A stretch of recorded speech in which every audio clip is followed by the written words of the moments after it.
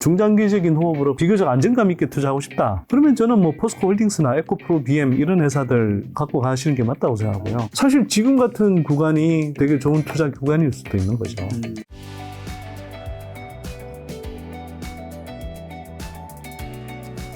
그럼 이번 조정 구간에서 전액이라든가 동박 같은 거 주식을 이제 더 사모으셨던 건데, 그럼 앞으로는요? 지금 이 시점에서는 이제 시청자분들은 좀 어떤 2차 전지 어떤 섹터, 어떤 것들을 좀 담아가야 되는 걸까요?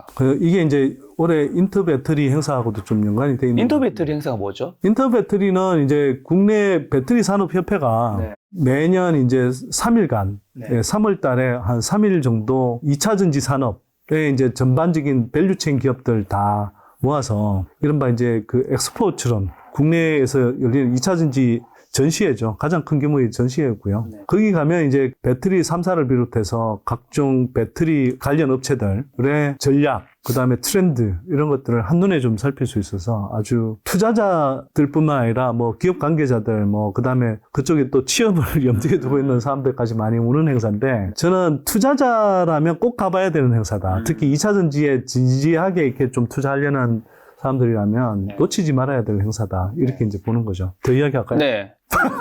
그 인터 배터리 행사에서 네. 뭐 어떤 인사이트를 얻으셨는데요? 아니 이게 뭐 한마디로 좀 소개하기가 힘들 정도인데 왜냐하면 그 행사 자체에 나오는 어떤 트렌드 그다음에 그 새로운 흐름 이런 것들 자체가 지금 한국 2차 전지 산업의 가장 주요한 내용들을 다 이제 다루고 있기 때문에 뭐 그것만 사실 오늘 다 떠들어도 시간이 모자랄 거예요. 사실 충분히 이야기하려고 그러면. 근데 제가 이제 가봤을 때 아까 질문과 관련해서 이제 좀 뭐 먼저 말씀을 먼저 드리면 답을 주신다면 네네. 질문과 관련해서 먼저 답을 드리면 일단 뭐 전고체 테마가 이제 나왔어요. 삼성 SDI가 이제 뭐 전고체 양산 로드맵을 좀 구체화하면서 근데 저는 뭐 좀 이따 이제 다시 기회가 되면 설명하겠지만 전고체는 아직 본격적으로 투자하기에는 예, 좀 이르다. 제가 아까 말씀드렸다시피 이게 실적 성장성을 어느 정도 가늠할 수 있어야 되는데 현재로서는 저로서는 이게 좀 구체적으로 추정할 수 있는 그런 실적 성장성을 도저히 뭐 끄집어낼 수가 없었고요. 그 회사로부터도 설득력 있는 어떤 답변들을 다 듣지 못했기 때문에 저로서는 뭐 지금은 전고체는 말 그대로 진짜 테마주다. 예, 이렇게 생각을 하고 그 말고 이제 되게 좀 두드러졌던 흐름 중에 하나가 4680 원통형 배터리가 이제 본격적으로 예, 실적이 나오는 구간에 이제 곧 접어들 것 같다. 이제 LG엔솔 같은 경우는 4680 그 원통형 배터리를 올해 8월에 이제 충북 오창 그 마드 팩토리에서 이제 생산하기 시작하고요. 그다음에 삼성도 그 올해 12월부터 이제 양산 들어간다 하더라고요. SK온은 이제 원통형 배터리가 원래 없는데 원통형 배터리가 이제 큰 흐름을 이룰 것 같으니까 뭐 얼마 전에 이제 원통형 배터리 자기네들도 개발 착수하겠다 이렇게 이제 나왔고요. 다만 일정은 아직 뭐 구체적으로 안 나왔죠. 근데 조금 눈여겨봐야 될 게 이제 그 금양 예, 금양이 이제 2170 배터리만 만드는 줄 알았더니만 이번에 이제 굉장히 전격적으로 4695 배터리 개발했다라고 하면서 이제 그걸 전시를 했는데 이 4695 배터리가 그냥 4695 배터리라는 게 중요한 게 아니라 그 SM랩이라고 이제 국내뿐만 아니라 글로벌 수준에서도 그 양극재 기술과 관련해서 굉장히 하여튼 뭐 저 논문에서도 피인용이 많이 되는 그 진짜 세계적인 학자거든요. 그분이 이제 그 대표로 있는 조재필 교수님이 대표로 있는 SM랩 지분을 한 20% 이상 갖고 있거든요, 금양이. 그래서 그 관계사인 SM랩의 양극재 기술을 이용해서 이른바 굉장히 높은 에너지 밀도, 그 다음에 짧은 충전 시간, 그러면서도 굉장히 그 가성비 높은 그 469 배터리를 뭐 양산할 뭐 준비가 돼 있다.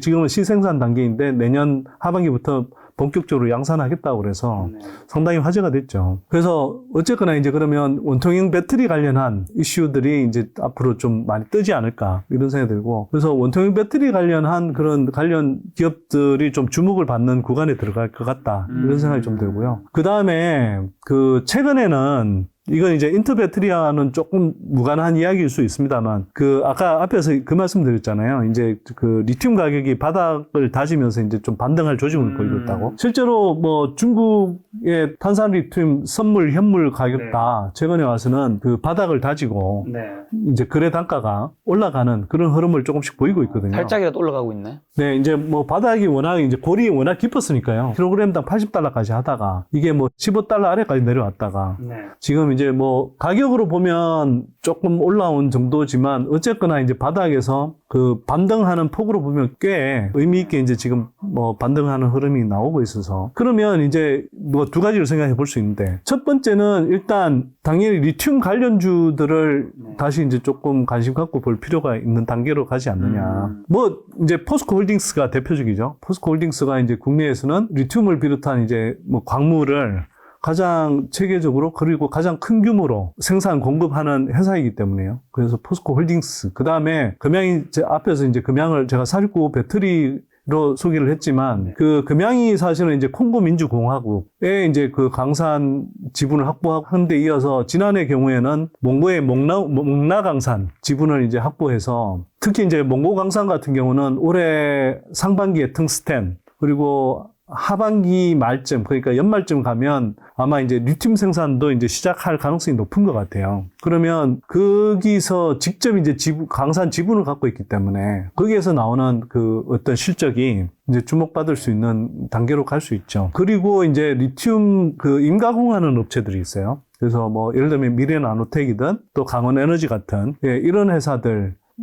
그 다음에 이제 사실 지금 대보마그네틱은 이제 대주주 간 지분 싸움 때문에 그 사업이 이제 굉장히 좀 차질을 빚고 있는 것 같아서 제가 이제 근하지는 않은 하여튼 이제 대보마그네틱 같은 그런 회사들이 또 있죠. 그래서 그런 회사들 같은 경우도 어쨌거나 이제 리튬 가격이 반등하면 상대적으로 조금 실적이 좋아지면서 다시 주목도가 좀 높아질 수 있겠다 이런 생각이 드는데 다만 제가 이제 리튬 관련주들 같은 경우는 제가 보니까 생각보다는 저도 이제 처음에는 좀 기대감을 가지고 이제 어설피 할 때는 좀 기대감을 가지고 봤었는데 이게 이제 수산화 리튬 임가공이라든지 이런 것들은 주로 이제 임가공 마진 자체가 되게 박해요. 그래서 뭐 대략 한 3-4% 정도의 그런 임가공 마진 정도를 남기는 정도거든요. 그래서 매출 규모는 되게 막 잡는 방식에 따라서 되게 클 수도 있는데 마진율이 워낙 박해서 그렇게 사실 매력적이진 않고요. 오히려 이제 리튬 가격이 많이 오르면 어쨌거나 뭐 아까 말씀드렸던 리튬 강산을 직접 확보하고 강산을 직접 뭐 채굴 정제련하거나 생산해서 공급할 수 있는 그런 업체들이 이제 수혜폭이 가장 크다고 볼 수 있고요.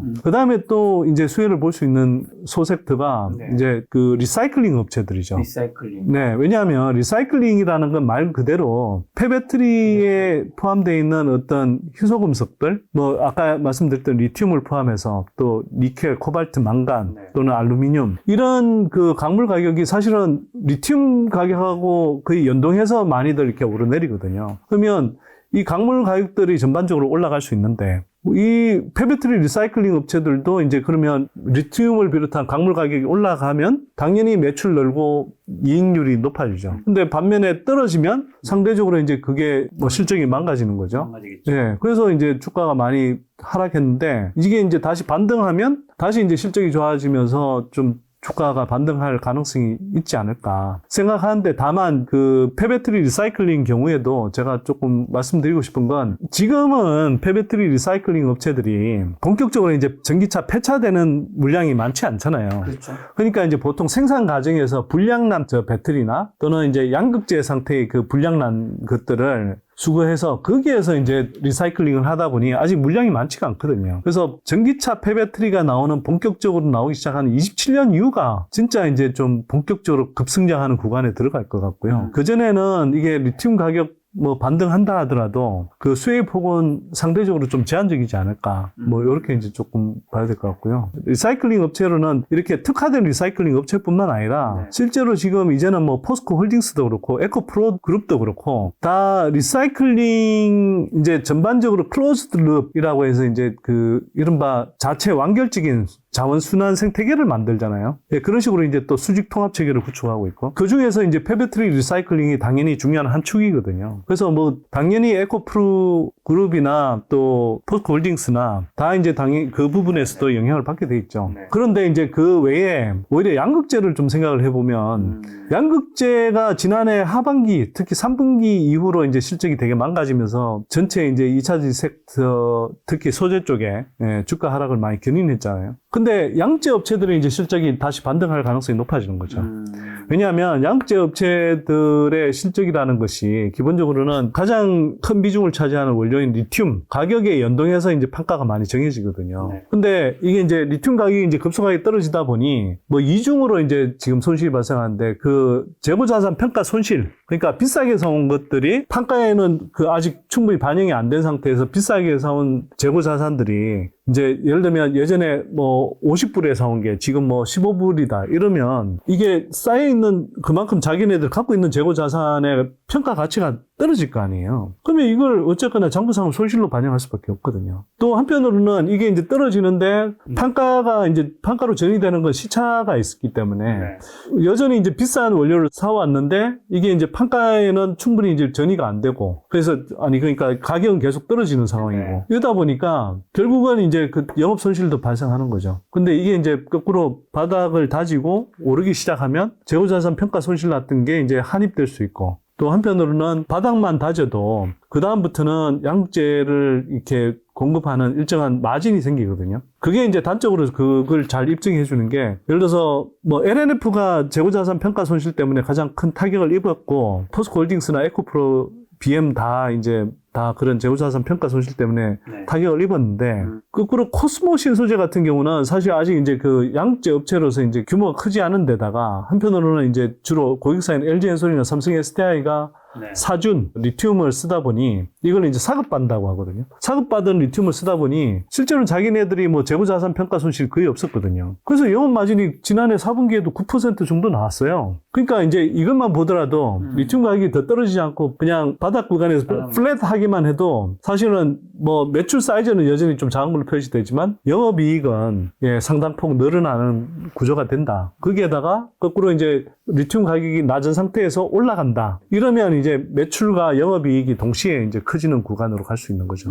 그래서 양재는 제가 볼 때 지금이 어쨌거나 실적 측면에서 올해 뭐 한 1분기 정도까지는 조금 여전히 안 좋은 실적이 나올 수는 있으나 대체로 실적 측면에서 올해 1분기 정도가 바닥 구간이고 빠르면 2분기 또는 늦어도 3분기 안에는 실적이 상당히 좋아지는 구간으로 저는 갈 가능성이 높다. 그렇기 때문에 제가 아까 말씀드렸잖아요. 핑계 없는 무덤이 없죠. 핑계 없는 조정이 없고요. 그래서 조정이 와 있는데 이 조정이 예를 들어서 뭐 우리가 흔히 말하는 경기순환주여서 계속 실적 뭐 한 3, 4년 동안 계속 나빠질 거고 안 좋을 거고 크게 반등하기 힘들다고 생각하면 지금이라도 정리하는 게 맞을 수 있죠. 근데 그게 아니라 요 지금 한두 분기 정도만 더 지나면 반등해서 그 다음에 내년, 내후년 가면은 실적이 큰 폭으로 증가하는 빅뱅 폭발이 일어날 수 있다라고 생각하면 사실 지금 같은 구간이 그래서 되게 좋은 투자 구간일 수도 있는 거죠. 자, 그럼 지금 말씀해 주신 건 사륙파이 원톤 배터리랑 전고체 배터리, 폐배터리, 그다음에 리튬 관련된 얘기해 주셨는데 사륙파이 말씀하신 거랑 관련된 기업들, 괜찮은 기업들은 좀 어떤 데들이 있는 거죠? 사실 좀 조심스럽긴 한데 뒤에도 뭐 다 열거할 거니까요. 그걸 뭐 다 가지고 계신 건 아닐 테니까요. 일단 제가 하여튼 뭐 앞에서 거론했던 이게 꼭 뭐 긍정적으로 거론한 건 아니지만 어쨌든 코스모 신소재 제가 갖고 있고 또 금양도 갖고 있고 또 지금 이제 물어보시니까 TC 스틸도 언급해야 되는데 뭐 그런 업체들을 제가 보유하고 있기 때문에 이해관계가 있을 수 있고 근데 또 뭐 이 판단은 언제든지 또 달라질 수 있다는 걸 감안하고 들으셔야 되고요. 전고체 배터리는 이제 조금 안 좋게 보시는 거였잖아요. 그렇죠? 전고체 배터리는 저는 사실 본격적인 투자하기에 굉장히 섣부른 구간이다라고 생각합니다. 그러면 관련 기업은 아직 안 여쭤보겠습니다. 폐배터리는 어느 쪽일까요? 리사이클링 업체들은 뭐 예를 들면 성일하이템, 뭐 세비캠 뭐 이런 업체들이 있고 그 다음에 아직 상장은 안 돼 있는데 올해 하반기에 아마 상장할 것 같은데 제영텍이라는 이제 비상장 회사가 있고요. 그 다음에 상장 업체 중에 코스모 화학도 있죠. 있는데 제가 이렇게 말한다라는 게 추천의 의미는 아니고요. 네. 그 상대적으로 좀 주목도가 높아질 수 있으니 관심 있는 분들은 관심을 가져보고 공부하라는 뜻입니다. 그렇죠. 네. 리튬 관련 기업은요? 리튬 관련한 기업은 제가 아까 이제 뭐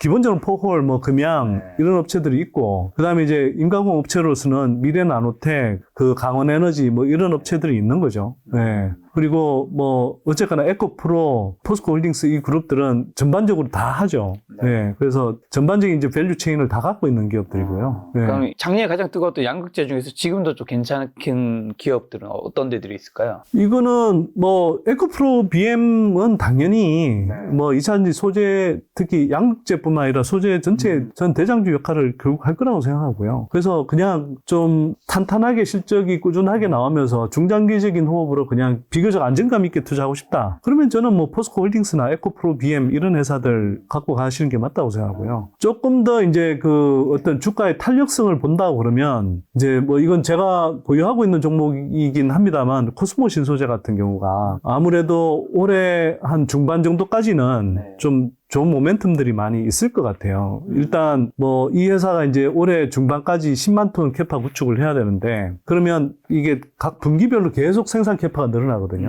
그럼 실적이 이제 계단식으로 계속 올라가는 회사일 수밖에 없고 올해 같은 경우에. 그래서 다른 회사보다 이제 뭐 전체적인 이제 사업의 사이즈, 실적의 사이즈는 작지만 그래도 실적이 분기별로 계속 성장하는 모습을 보여주는 올해 양극재 업체로서는 좀 드물게 그런 모습을 보일 거고 또 한편으로는 지금 이제 SK온 같은 데도 이제 지금 테스트를 하고 있고 그쪽은 제가 알기로는 코발트 프리 쪽 양극재로 알고 있는데 그런 쪽 그 컬 테스트를 지금 진행하고 있는데 거의 뭐 8부, 9부능 수준 온 것 같아요. 예. 그리고 뭐 삼성 SDI, LG 엔솔 또는 LG 엔솔 앞에 이제 LG 화학 뭐 이런 쪽에서 계속 이제 뭐 주문을 늘리고 있는 단계이기 때문에 뭐 아까 SK온도 이야기했지만 SK온 또 뭐 삼성 SDI 이쪽으로 추가로 진입할 가능성이 상당히 있습니다. 뭐 전기차량으로. 그러면 3사 모두와 거래하는 업체가 되는데 상대적으로 사업 규모는 작다 하더라도 3사 모두와 거래하면서 이제 그 어떤 성장의 모멘텀이 올해 가장 좀 크게 나올 회사 아닐까? 뭐 이런 생각 때문에 저는 올해 한 중반까지 투자한다 그러면 코스모 신소재가 상대적으로 좀 주가 탄력성이 강하지 않을까 이런 생각을 좀 하고 있죠.